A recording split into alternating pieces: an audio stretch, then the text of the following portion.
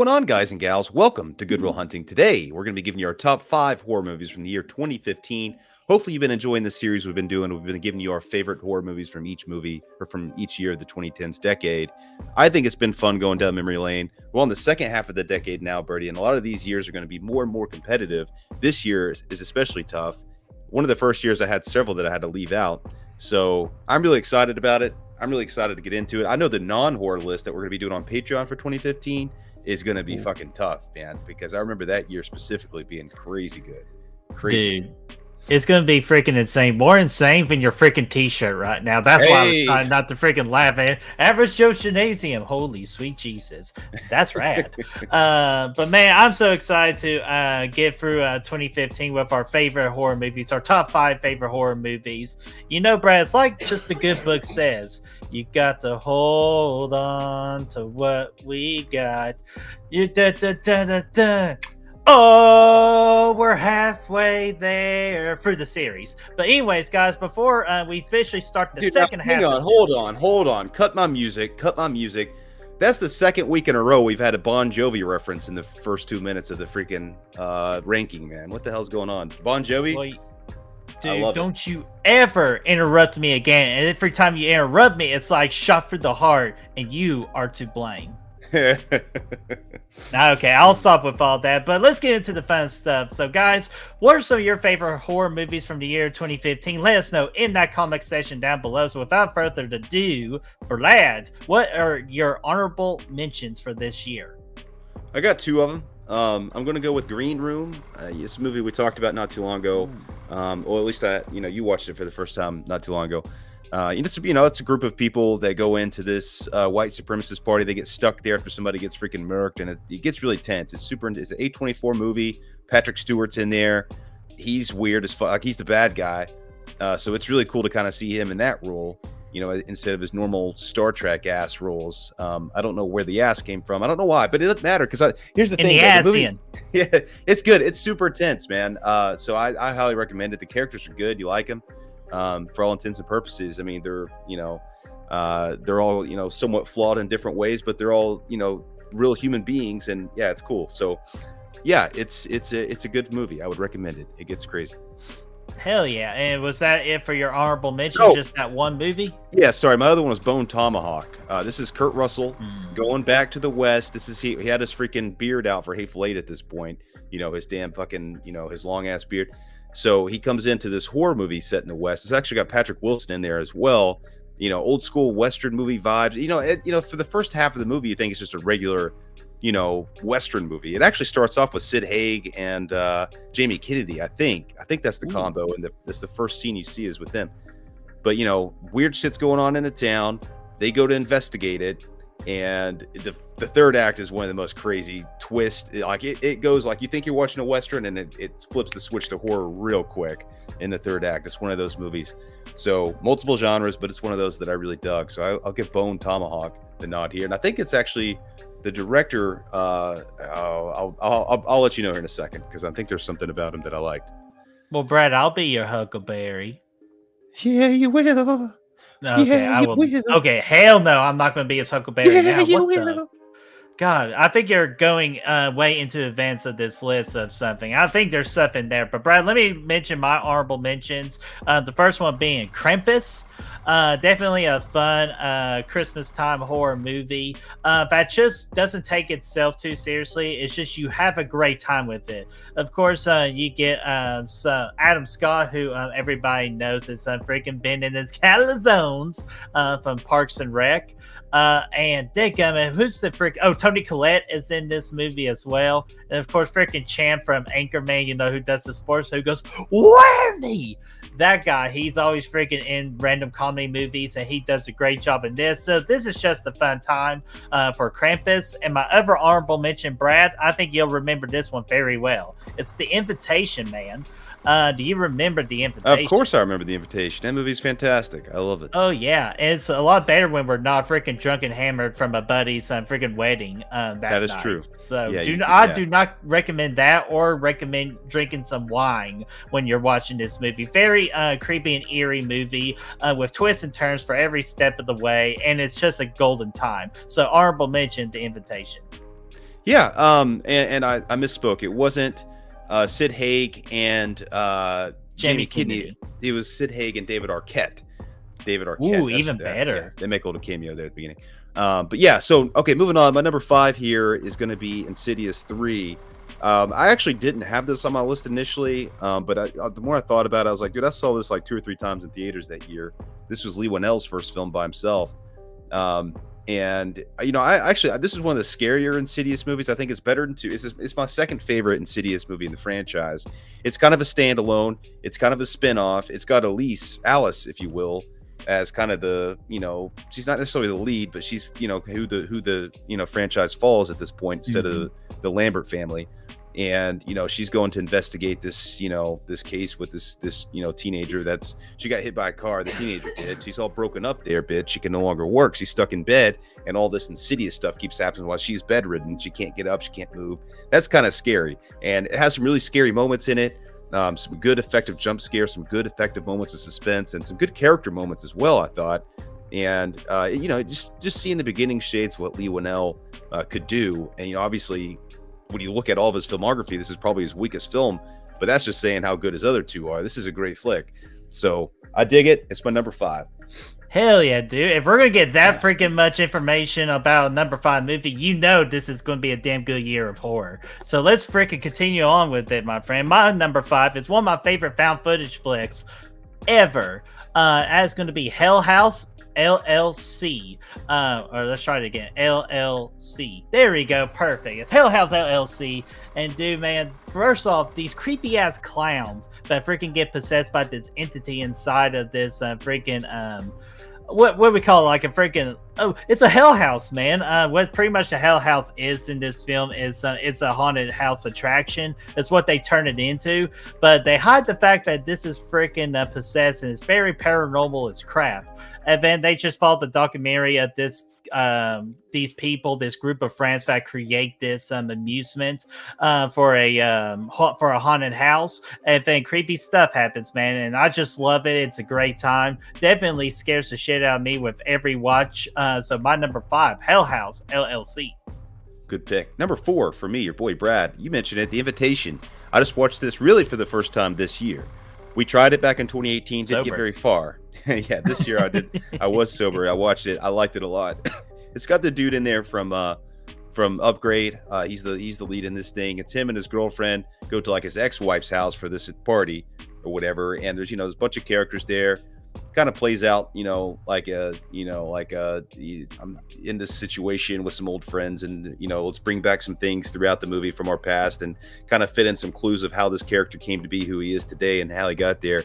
But throughout the movie, just weird stuff happen. It's really, you can't say too much about this movie without spoiling it. So I'm not going to do that because I know it's a few years old, but again, maybe people haven't seen it. We're not going to spoil it here today. It's a good movie. It gets crazy towards the end. There's a lot of good twists and turns to keep you like engaged in it. It's as simple, it's all set in the house. It's goddamn, this one has like, who did this? This had like that dude from the McDonald's. You forgot movie. The best part about the movie. I forgot. It's the director of this movie. It's the same director that did Jennifer's Body, man. Come on now. Well, see, I would have never known that because I don't like Jennifer's Body. But Logan Marshall Green. Well, that means you have to give Jennifer's Body another watch if you like this movie. Well, we'll see. But I did. It's got John Carroll Lynch in it, though. He's always good. It was yes. Yeah. And Michael Heisman. Michael Heisman, I think is his name. From wasn't he the dude from Hill House or something? No. Yes. No. He's from Game of Thrones. He looks like the dude from Hill House. But either way, disregard. He was there. He had a good time. Good movie. Check it out. It's awesome. Hell yeah, dude. Very good number 4. Good pick. My number 4, Brad, is going to be The Final Girls. And talk about I like my freaking horror comedy movies, especially if they do them right. This particular horror comedy is about that camping slashers from the 80s and making fun of it. So pretty much the main story about this is we get a girl and a mom. Something very tragic happens at the very beginning. And then a year later, the girl gets goes to this event, and all hell breaks loose. She got flashed? No, well, she didn't get Flash, but she gets to be involved in this Flash. I'm getting to it, Brad. Damn it, I'm getting to it. This girl goes to this event where they're showing a movie, and then the theater gets on fire, and they try to go hide behind the like kind of like the scene of the screen, but they get freaking time warp into a Flash, and now they're within that slasher camp movie, and all hell breaks loose. It's so much fun, good jokes, good kills. Highly recommend The Final Girls. Yeah, I remember seeing that one too. Okay, number 3 for me, you talked about Hell House LLC. One of the more effective found footage movies I've seen as well. Scary. It's got some really scary moments, some good, like, dude, if you watch this thing at night with the lights off, you're going to be spooked the fuck out. And, you know, I think a lot of found footage movies do a good job of kind of getting under your skin, you know, just with the way they're shot and stuff. But this one is one of the best I've seen at that. And yeah, I love the setting, being in a haunted house. You know, that, you know, the way it shows, you know, at the beginning of the movie, it shows this chaos ensuing at said haunted house. People are dying and shit. And it's like, that's how it opens. It's like some big catastrophe. Some fucking shit went wrong in the basement. And the whole movie, like, what goes on in the basement? And, you know, you kind of start to fill those gaps out throughout the movie. But it's yeah, it's a solid flick, man. It's really scary. I think probably most people have seen it, but if you haven't, you're missing out. It's awesome. So check it out. You know, they've made a couple sequels. I mean, they don't really compete with this first one, but this one is a doozy, man. Dude, absolutely. And I would even recommend saving it for Halloween. Make it one of your Halloween watches, big time. So great advice and another good pick. So Brad, my number 3 is going to be, we're going to go a little different here on this side of things. It's going to be The Black Coat's Daughter. It's been a while since I've seen this movie, but I've only seen it once. But man, how effective this movie was! Because what we're doing is like we're following 2 different stories with these 2 girls, and then like everything just builds up to this one like epic, like holy crap finale, which is the 3rd act. And I don't want to give much more away than that, just because I want y'all to go in as blind as you can, and hopefully you get that oh shit reaction like I did. But I just know Emma Roberts is in this, and I'm pretty sure, Brad, I think the girl that's from Sabrina, who we've been liking recently, like Carrion, the girl that's also been in Karen Shipka. Yes, I believe she's in that. If I'm wrong, then fuck me sideways. Well, don't do that. Good real humping. But yes, guys, cannot say anything more. I need to give this another rewatch just because it's that effective of a movie. So my number 3, Brad, is The Black Coat's Daughter. That's a good one, man. I need to rewatch it. I thought about putting on this list, but I just didn't remember it. A24 movie too. It is, man. I haven't seen it since like maybe the year after it came out. But yeah, it's one I've been wanting to go back and rewatch. I remember it being weird as hell. But again, I like weird stuff these days. Number 2 for me. This is going to confuse you for a second, Birdie, and I'll understand why in a minute. But number 2 for me is The Witch. Yeah, I know it's gonna like I said, it's gonna confuse you for a minute, just a minute, and to some extent, it's not quite fair, but it'll all make sense here in a minute. Better. It'll make sense. This movie to me though is Robert Eggers. I like The Northman a lot, but I think I'd probably go back to saying The Witch is probably his best of the 3 for sure. You know, this is his cream of the crop. This is what he does best, is creating this dreadful atmosphere here in this movie. He does it better than really anybody we've seen in this movie. New England town. This family. This is back in the the old school fucking witchy ass times, dude. Like way back in the day, based on folklore and stuff like that. This family gets expelled from the community. They have to go basically live out on their own. Exiled, if you will, kind of like Yoda when he went to Dagobah. They had to go live out on their own. A dude, a wife, and a few kids with a baby. They had to build a homestead, all this stuff like that, grow their crops. But, the movie starts off with a banger, man. The baby gets stolen by the witch, and then the whole thing kind of goes from there. But then it's just all like psychological stuff. The crops are dying. The cows can't fucking produce milk. It's all just like this cursed land. And you kind of see why, as the movie progresses, there's a lot of good stuff going on. Cinematography is bar none here for a horror movie. Great score, great freaking, again, the setting is outstanding. Just the attention to detail by Robert Eggers in this thing is, bar none. It's fantastic. And again, I'll explain a little bit more in a little bit why it's number 2. And again, it'll make sense. Well, you pretty much explained why this movie should really be your number 1. It is kind of, but it's also kind of, I'll explain here in a minute. You go number 2, and then I'll explain why. Okay, I'll fix this later, guys. But dude, my number 2 is going to be M. Night Shyamalan's The Visit. Talk about one of those movies I wanted to watch for a very long time. It's always been for so many years in my top 3 most like I have to freaking watch this movie at all costs. I just haven't gotten around to it. Last year, or Brad, I believe when we did the M. Night Shyamalan video, not too far back for one of our Patreons or former Patreons of Heather. And I love this movie, dude. Talk about like these 2 kids are going to go visit grandma and grandpa, and grandma and grandpa are just weird as fuck. Let's just say that they're just weird as fuck. They're awkward, and you know something is up with them, but you just don't know what. And that's why you continuously watch this movie from beginning to end, because you want to know what's going on in that house. And the kids actors did a very good job. Of course, I think the standout is the freaking grandma. Like, she just was so bought into the creepiness that she went into. And you know what? Not bad nude. But anyways, The Visit, you definitely have to visit this movie. It's that damn good. I'd definitely say it's one of M. Night Shyamalan's best movies, in my opinion. So check it out at number 2. It's definitely one of his best modern movies, no doubt. Okay, number 1. This is where things get weird, okay? Because I didn't know exactly if I was going to include this movie on my horror list or if I was going to put it on my non-horror list.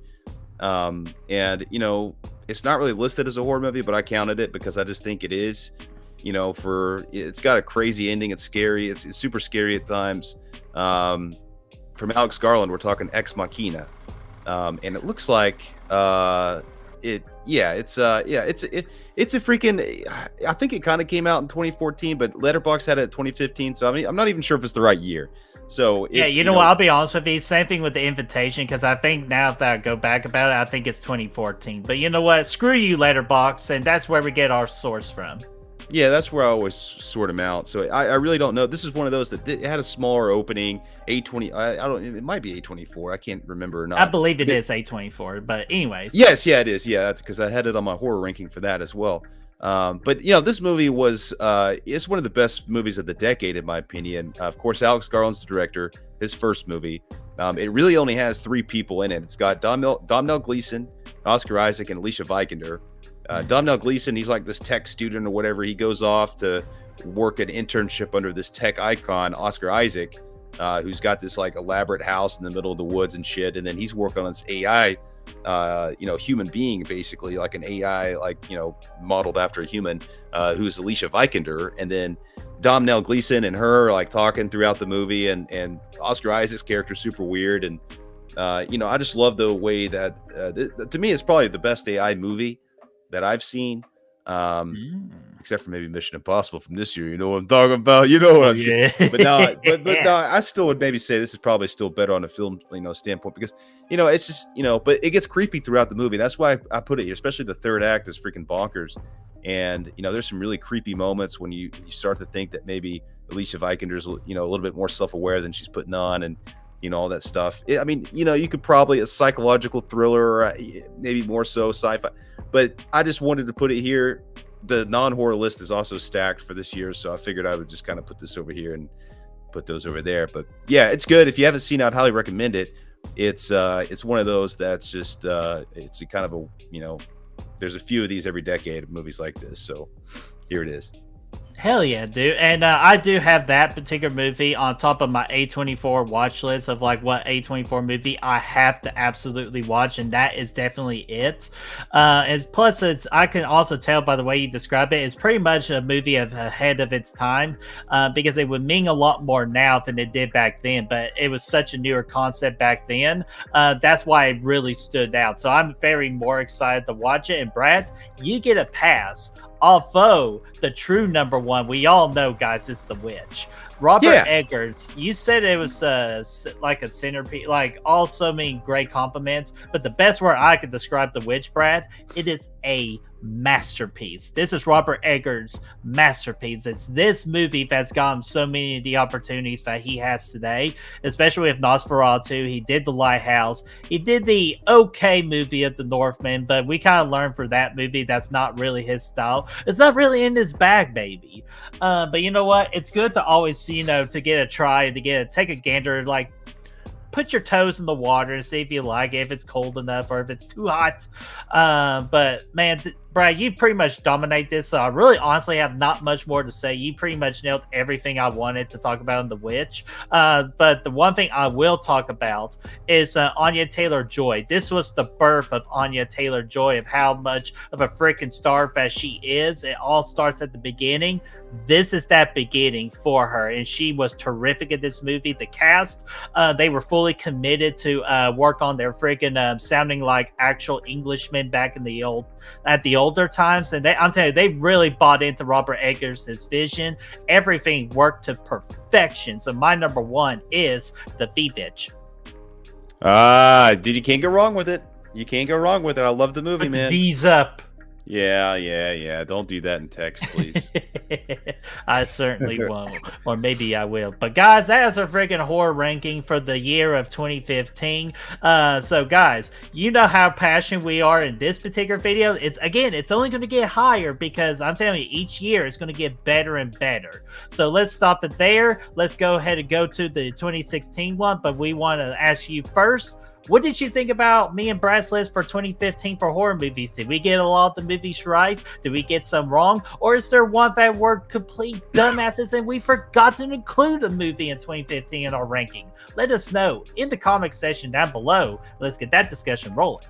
And if you want to help us find the good reels, our links are right down there in the description. Patreon's down there. That's how you can see that non-horror list. That's going to be freaking awesome this year.